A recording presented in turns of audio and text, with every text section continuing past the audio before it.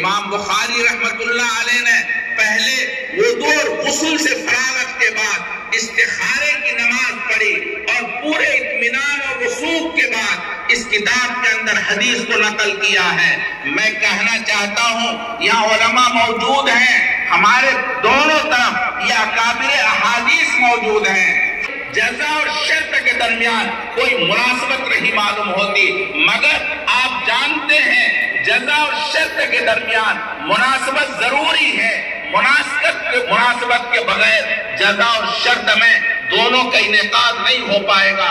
یہاں اللہ تبارک تعالیٰ نے یہ بات واضح طور پر اشارے میں فرمایا ہے، دیکھو اطاعت وہی قابل قبول ہے جو محبت کے ساتھ ہو۔ اللہ تعالیٰ کی محبت کے ساتھ اگر اطاعت ہے وہ قابل قبول ہے، ورنہ قابل قبول نہیں ہے۔ امام بخاری رحمت اللہ علیہ نے آپ صلی اللہ علیہ وسلم اللہ کے پکے اور سچے رسول ہیں۔